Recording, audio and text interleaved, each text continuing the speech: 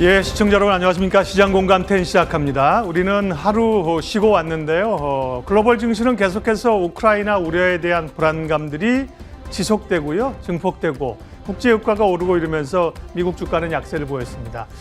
어쨌든 이 러시아가 우크라이나를 침공하고 나서 위험이 불확실성이 사라진 것 같은 건 맞지만 이제 기간이 있는 거죠. 갑자기 사라진 건 아니고 사실 그로 인해서 주가가 확 떨어졌을 때 기회라는 건데 오히려 학습 효과 때문에 많이 떨어지질 않았습니다. 언제까지 우크라이나의 위험이 불확실성이 지속될까? 저는 개인적인 의견입니다만 지금 전쟁이 아주 독특하지 않습니까? 그러니까 전 세계인이 푸틴 한 사람을 대상으로 싸우는 싸움이에요. 게다가 뭐 SNS며 언론 이런 게 전 세계로 공표되기 때문에 저는 뭐 그리 길지 않을 거라고 생각하고 지금은 어쨌든 조심해야 되지만 또 문제가 해결됐을 때의 상승도 대비를 해야 된다. 이런 시각이고요. 지수 확인하겠습니다. 우리 시장 오늘 상대적으로 선방하고 있는 거죠. 코스피는 2,700 위쪽으로 잠깐 올라서기도 했고요. 지금 2,698. 코스닥 쪽이 더 강하게 0.7% 오릅니다. 당분간은 뭐 제한적인 에너지에 중소형주 장세가 좀 나타나고 있다고 보이는 거죠. 대응하기가 굉장히 까다로운데요. 구체적인 전략 세우면서 종목 이야기도 하나씩 풀어가도록 하겠습니다. 첫 코너 잠금 해제로 시작하겠습니다.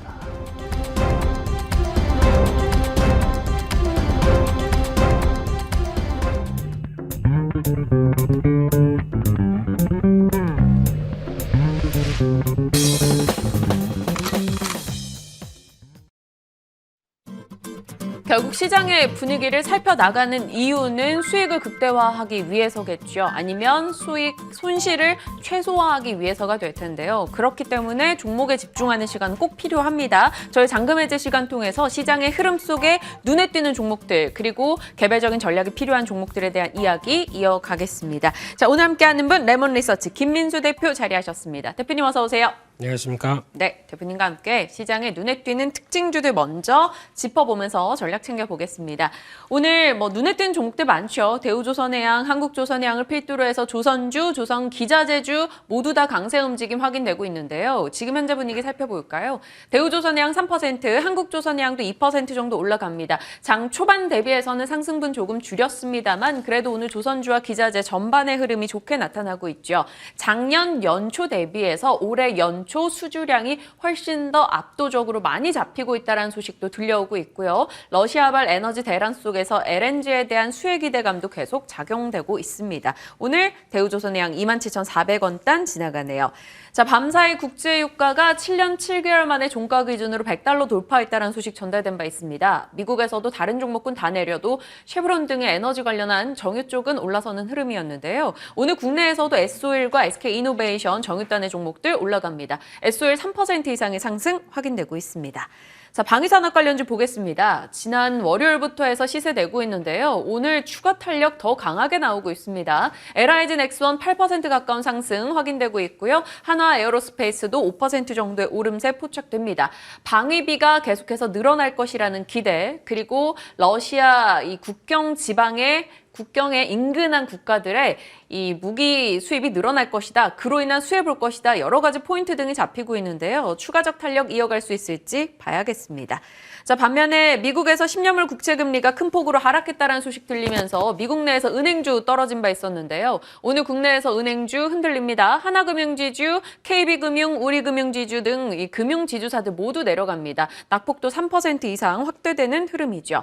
풍력 관련주들이 지난주부터 부각되고 있죠. 결국에는 유럽에서 이번 일을 계기로 해서 신재생에 조금 더 박차를 가할 것이다라는 분석입니다.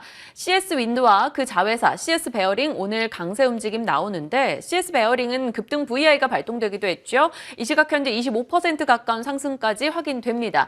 CS 윈드가 유럽 쪽으로 매출 비중이 50%나 되기 때문에 유럽권에서의 신재생에 대한 관심 증가는 큰 폭의 수혜 기대로 해석 되곤 합니다. 자, 워닝 머티리얼즈 볼까요? 오늘장 주가 강세 움직임 확인되는데요. 일단 9% 가까운 상승까지 갔다가 지금은 상승폭 조금 줄이고는 있습니다. 네온가스, 제논가스 등의 이 특수 가스 부분에서 지금 러시아발 이슈로 인해서 수혜 볼 수 있다는 얘기가 나온 건데요. 지켜봐야겠습니다. 자, CS 윈드 오늘 탄력도 굉장히 좋으니까 요거 먼저 점검을 해볼게요. 신재생 에너지 관심 증가하는 거 뭐 스토리 다 알겠습니다. 근데 이게 또 뭐 이슈 꺼지면 또 잠시 급등에 따른 부담으로 돌아오지 않을까 싶어서요. 과연 그럴까요? 아닐까요? 네, 예, 저한테 질문하셨네 또. 네. 그래서 지금 신재생 에너지를 보는 관점은 일단 유가가 움직이다 보니까 나온 현상, 그리고 또 그러면 이제 두 가지 길로 가겠죠. 유가가 급등하다 보니까 일단 쉐일 오일이나 쉐일 가스 그 동안에 어떤 약간 어떤 친환경 관점 쪽에서 좀 주춤했던 거, 이것도 다시 속도가 내기 시작하겠죠. 네. 이쪽 부분들 다시 올라올 거고, 신재생 에너지는 더 박차를 가할 거고, 그 두 가지 방향으로 간다는 기조는 변함이 없는 것 같은데, 그런 쪽에서 최근에 신재생 에너지 관련된 종목이 많이 빠졌죠. 이게 핵심입니다. 많이 빠졌기 때문에 돌아올 수 있는 근거가 됐다. 특히 대표적으로 계열사 CS 베어링 같은 경우가 계속 눈길이 네. 가고 있는데, 이 회사는 피치 베어링, 요 베어링, 요기, 예, 그 요는 이게 돌아가는 큰 타워에 들어가는 베어링이죠. 근데 베어링이 저희가 보통 알고 있는 뭐 자동차에 들어가는 요만한 게 아니라 네. 그 정도 들어갈 거면 얼마나 큽니까?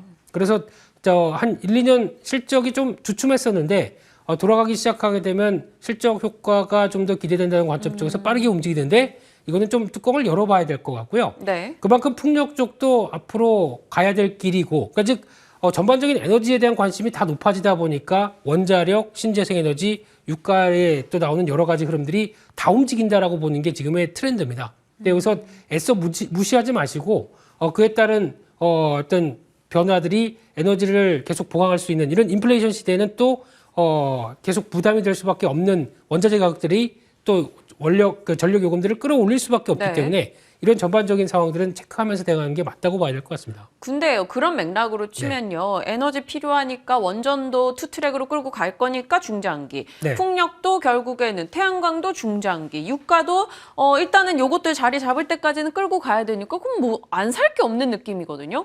그래서 지금 CS 윈드를 산다 만다 기간은 어느 정도? 지금 여기서 그렇다고 추격 매수하기는 잠깐 부담스럽긴 한데, 그럼에도 불구하고 이제 여러 가지 풍력 쪽에서 그동안 못 올랐던 또 아이디어 찾는 것도 중요하겠죠. 네. 대표적으로 국도화학 같은 경우도 블레이드에 들어가는 에폭시 수지 담당 회사입니다. 에폭시, 네. 네, 올해 작년 기준으로 PER 3배밖에 안 됩니다. 이런 회사도 또 연관될 수가 있겠고, 그러니까 지금 투자 아이디어는 던져줬습니다. 그럼 저희가 찾아야죠. 이런 여러 가지 흐름들 확인하는 게 제일 중요하지 않나 싶습니다. 앞으로 계속해서 그런 관련한 아이디어, 종목들 찾아주시는 게 또 대표님의 역할이실 테니까 오늘은 또 어떤 종목 주실지도 저희 잘 들어보겠습니다.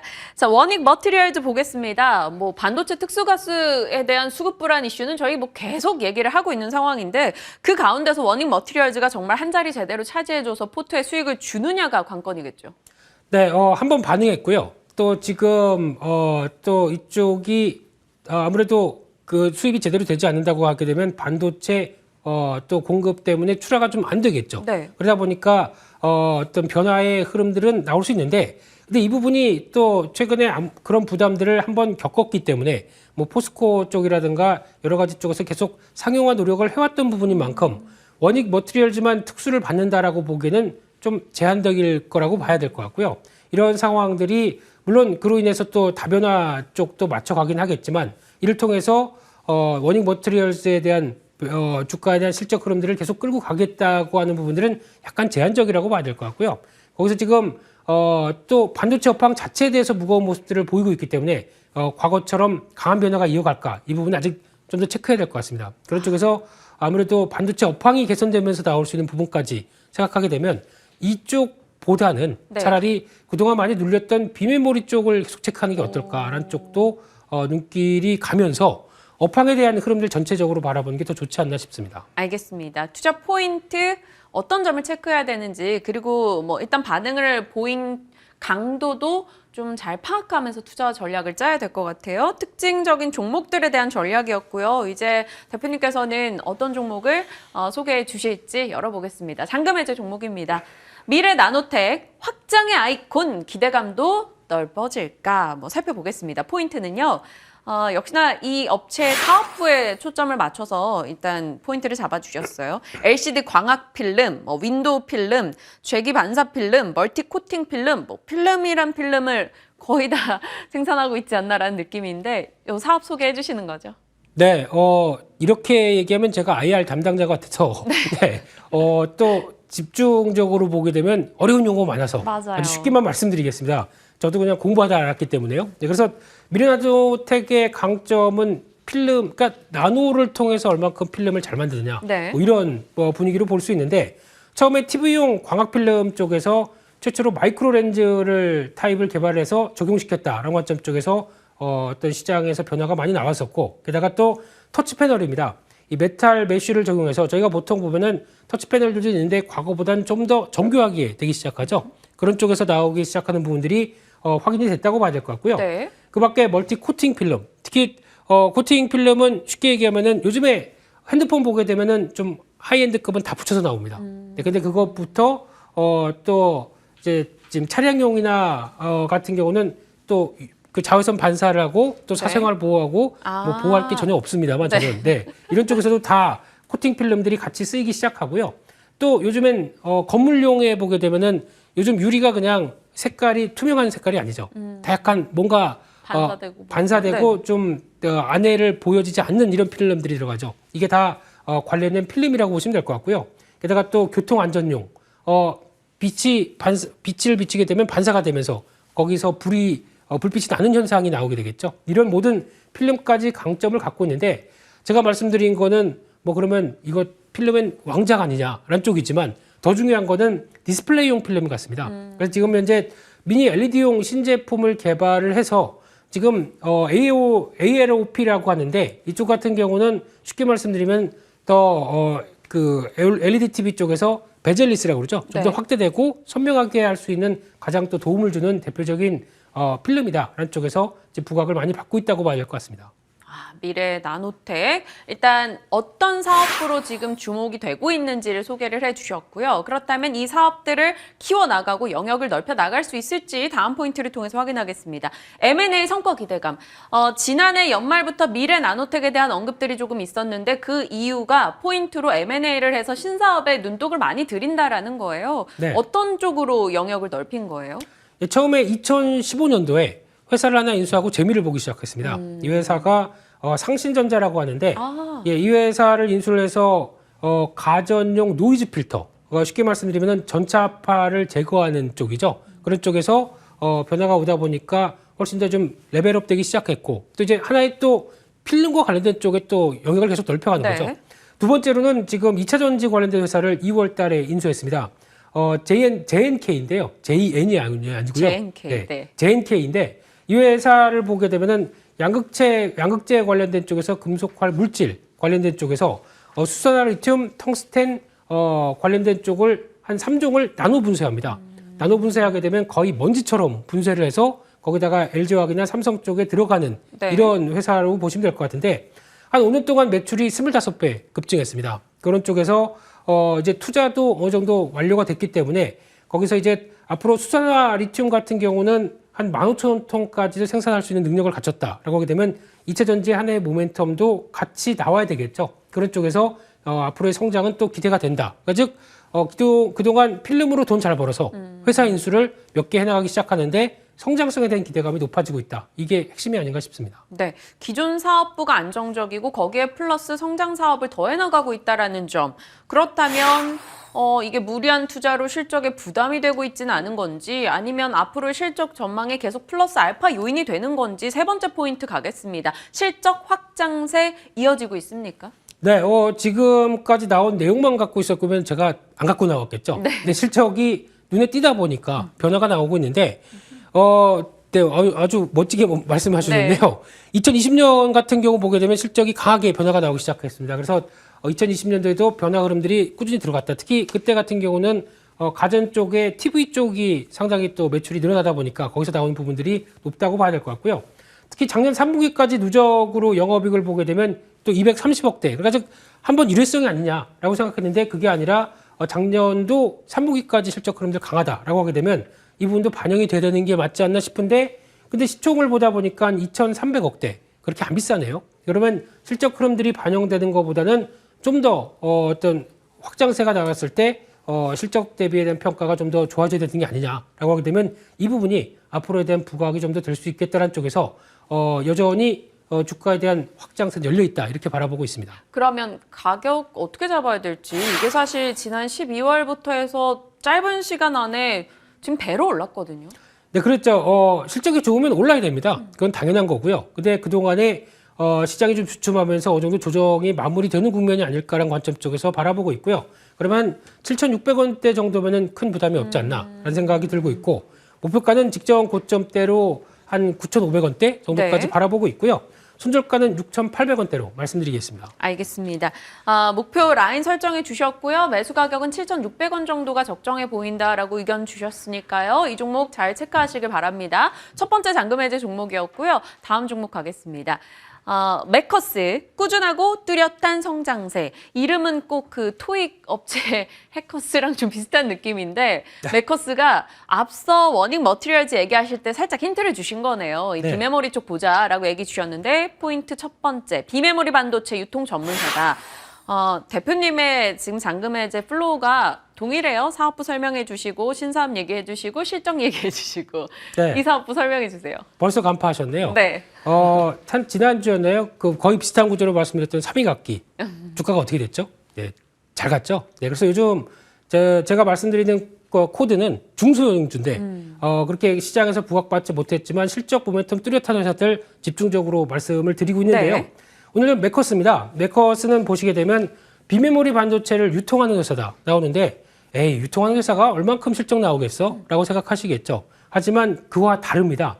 특히 자일링스라고 유명한 회사 있죠. 네. 이쪽에서 프로그래밍 반도체 회사 같은 경우가 이쪽이 과거 이제 AMD에서 이제 인수가 됐죠. 네, 그러다 보니 인수를 했죠. 그런 쪽에서 글로벌 FPGA라고 하는 프로그래밍이 가능한 반도체 쪽에서 매출 비중이 아까 점유율이 한 50% 되는 회사인데 이 회사 거를 유통하기 시작합니다. 네. 그 밖에 또 이제 르네상스 그리고 또 메이콤 이런 회사들 거를 다 유통을 하는데 중요한 거는 프로그램이 가능한 반도체입니다. 그렇게 되면은 여러 가지 적용을 쉽게 바꿀 수가 있겠죠. 근데 쉽게 바꿀 수 있을 때 메커스가 하는 일은 유통을 하면서 기술 지원도 해주고 마케팅도 해주고 이렇게 바꾸면 좋겠습니다라고 하는 이런 어떤 아키텍처도 짜주고 하는 쪽이 나오다 보니까 훨씬 더 영업이익률이나 실적에 가세가 되는 부분들이 나오죠. 그래서 비메모리 쪽이 앞으로 더 확산되고 커질 텐데 그에 따라서 충분히 역할을 해줄 회사다라고 하게 되면 이런 부분들이 더 눈길이 간다고 봐야 될 것 같습니다. 그 비메모리에 약간 컨설팅까지 함께 해준 유통사 느낌이네요. 빙고. 그렇죠? 네. 그렇습니다. 메커스 첫 번째 포인트였고요. 그렇다면 비메모리의 영역이 넓어질수록 이 업체는 이익 증가로 이어질 겁니다. 그리고 비메모리 반도체에서 영역 확장은 이쪽에서 늘 기대를 하게 되는 거고요. 차량용 자율주행 부문 수요 증가. 이것도 포인트 잡아주세요. 네, 요즘 가장 뜨거운 분야죠. 네, 이런 쪽에서 이 FPGA라고 하는 반도체가 충분히 역할을 할 수 있겠다. 특히 자율주행 같은 경우는 대표적으로 AI 반도체가 들어가기 시작하면서 여러 가지 데이터를 받아서 그를 바로바로 처리할 수 있게 그리고 판단할 수 있게 만드는 대표적인 섹터죠. 그런데 이를 로직을 실제적으로 현장에서 변경이 쉽게 돼야 아무래도 자율주행이 더 쉽게 발달될 수 있겠다라고 하게 되면 이런 쪽에서 수요는 더 늘어날 수밖에 없다고 봐야 될 것 같고요. 게다가 막대한 데이터를 빠르게 처리한다. 가장 좋은 선택이겠죠. 이런 쪽에서 앞으로 늘어날 수밖에 없다고 봐야 될 것 같고요. 게다가 또 차량용 반도체 같은 경우도 이제 파운드리에서 이런 어떤 FPGA 쪽으로 이제 설계가 이제 그 생산해내고 거기서 나오는데 이걸 가지고도 부분 계속 바꿀 수 있다라고 하게 되면 또 가장 좋다라는 쪽에서 앞으로의 적응과 적용 능력은 높아질 수 있겠다라고 하게 되면 마찬가지로 같이 수혜를 받는 대표적인 회사가 메커스다 이렇게 바라보고 있습니다. 네. 그렇다면 메커스의 실적도 점검을 해봐야 될 텐데 저는 뭐 실적도 궁금하지만 사실 모든 요즘에는 반도체만 들어가면 다 공급에 대한 걱정이 있잖아요. 네. 이게 비메모리 반도체 공급 잘 이루어지지 않으면 유통도 좀 타격이 있지 않을까 싶어서요. 네, 그러면 실적이 안 좋았겠죠. 한번 볼까요? 네. 그 부분과 거리가 멀다란 쪽에서 실적 흐름을 보게 되면 작년 매출이 벌써 1,400억대, 60% 늘었습니다.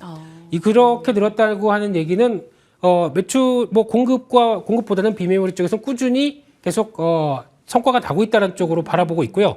영업이익은 170% 늘었네요. 이 정도로 강한 실적 모멘텀이 있는데 시장에서는 전혀 이를 체크하지 못하고 있다. 특히 단순한 유통회사다라고 네. 바라보고 있다 보니까 플러스 알파를 직접적으로 받지 못하고 있다는 게 좀 아쉽다고 봐야 될 것 같고요. 영업이 250억 나온 회사가 시총이 1,300억입니다. 조금 괴리감이 있죠. 네. 그렇기 때문에 이런 부분을 생각한다고 하더라도 여전히 앞으로 할 일이 많은 회사다. 그리고 주가의 상방은 열려있다라고 바라보고 있는데 게다가 이걸로 끝이냐? 아닙니다. 또 최근 들어서도 수주가 계속 늘어나고 있습니다.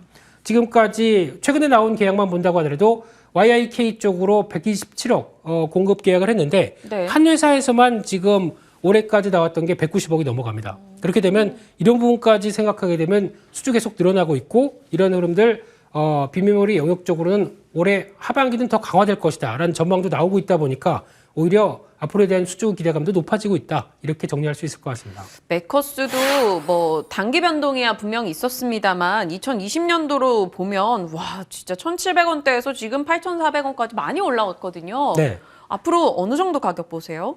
네, 항상 많이 올라온 것만 보시죠. 앞으로 갈 거는 생각 안 하시고. 앞으로 갈 것도 기대하죠. 네, 항상 약간 좀 시니컬하신 것 같아서. 제 역할이 조금 그렇죠. 그런 의심을 네. 해야 되는. 네, 그게 다 시청자분들을 위해서 해드려야 될 당연한 역할입니다. 잘하셨습니다. 네, 하지만 방어하는 입장 쪽에서 앞으로의 실적은 더 네. 좋다라는 관점으로 봤을 때 매수가는 한 8,300~400원대 정도쯤이면 무난할 것 같고요. 그런 쪽에서 목표가는 지난 저항으로 보여지고 있는 10,000원대 부분까지 설정할 수 있을 것 같고요. 손절가는 7,800원대로 말씀드리겠습니다. 10,000원 부분까지 목표 라인 잡아볼 수 있다라고 얘기해 주셨어요. 오늘 미래 나노텍과 메커스 두 종목 잔금 해제 종목을 얘기해 주셨는데요. 말씀 주셨다시피 지금 힘든 장에서도 대표님 종목들이 좋은 수익을 내고 있습니다. 유튜브 통해서 김민수의 잔금 해제 한 번 더 체크하시면서 내용들 살펴보시길 바랄게요. 오늘 주식회남 레몬리서치 김민수 대표와 함께했습니다. 고맙습니다. 감사합니다.